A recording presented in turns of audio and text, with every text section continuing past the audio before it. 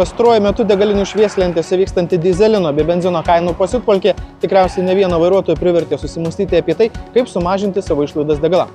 Jeigu esate vienas tokių vairuotojų, o tikime, kad tikrai esate, tai kitas mūsų laidos reportažas būtent jums.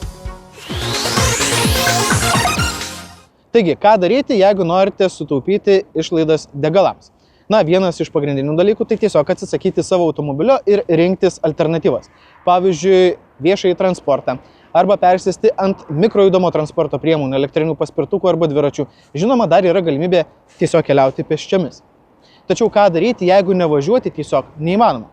Tokiu atveju galima pasinaudoti Susisiekimo ministerijos sukurtu ekologiško vairavimo kursu. Bet kas tai yra ir kaip tai veikia?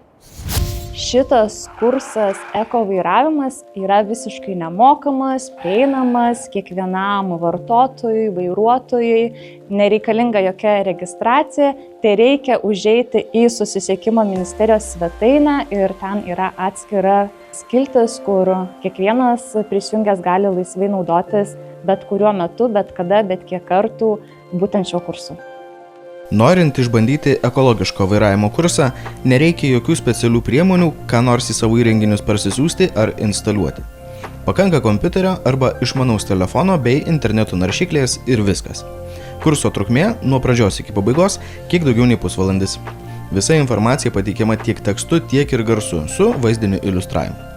Žinoma, daugelis tikriausiai jau žino tam tikrus ekologiško vairavimo patarimus, pavyzdžiui, kad pajudėti iš vietos reikia palengva ir tolygiai, stengtis važiuoti tokiu ritmu, kad reikėtų kuo mažiau laiko praleisti prie šviesoforų. Bet yra ir kitų dalykų, kurie daro įtaką automobilio degalų ekonomijai, su kuriais susipažinsite šiame kurse. Būtent šis kursas apima vairavimo visą metodiką, metodus, kaip vairuoti teisingai tiek greičio prasme, tiek stabdymo prasme, tiek planuojant eismą, įvertinant eismo aplinką ir kaip tai galėtų prisidėti prie to degalų sumažinimo klausimo, bet kartu yra paliečiami ir kiti aspektai, kurie svarbus tam pačiam ekonomiškam vairavimui, tai kelionės planavimas ir organizavimas, taip pat įvairūs kiti naudingi patarimai, pavyzdžiui, renkantis naują transporto priemonę, kad ji būtų ekonomiška ir taip toliau, bei apžvelgiamas įvairios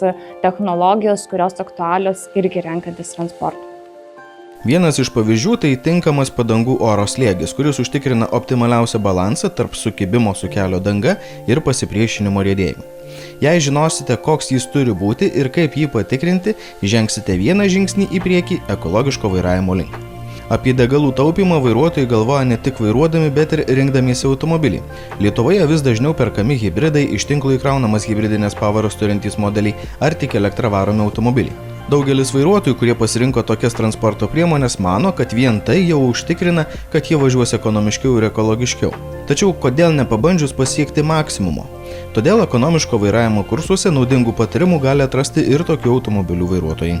Tai būtent kursai ir atskleidžia tam tikrus patarimus vairuotojams, kaip galima tą pasirinkimą ekologišką padaryti dar ekologiškesniu. Tai aš tokią užuomeną ir kvietimą labai rekomenduoju pasižiūrėti būtent ir elektromobilių vairuotojams, nes tikrai yra ten tam tikrų patarimų, tarkim, dėl greičio, dėl, tarkim, tam tikro įkrovimo reguliavimo baterijų, kaip optimizuoti baterijos veikimą, tikrai rasite naudingų patarimų.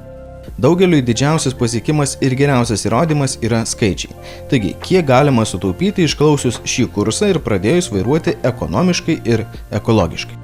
Mes būtent kurdami šią platformą, jinai buvo įvertinta, ištestuota ir matom, kad būtent ekonomiškas, ekologiškas ir saugus vairavimas gali sugeneruoti iki 25% mažesnes sąnaudas degalams. Tai net 1/4 galima sumažinti išlaidas degalams, jeigu mes naudosimės ekonomiškų vairavimu. Visgi ekonomiškas vairavimas susijęs ne tik su finansais, bet suteikia ir kitą didelę naudą. Pavyzdžiui, sumažinamas išmetamųjų teršalų kiekis. Jei vairuotojai Lietuvoje pradėtų važinėti dar ekonomiškiau, tai aplinka galėtų būti išmesta net iki 500 000 tonų mažesnis anglies dvideginio kiekis per metus. Taip pat, vairuodami ekonomiškiau, kelyje elgiamės ir saugiau, tiek savo, tiek kitų eismo dalyvių atžvilgių, o visa tai ne mažesnė nauda nei išlaidų sumažinimas degalams.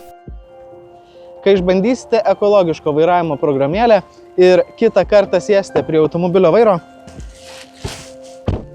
būtinai išbandykite naujai įgautas žinias ir teoriją perkelkite į praktiką.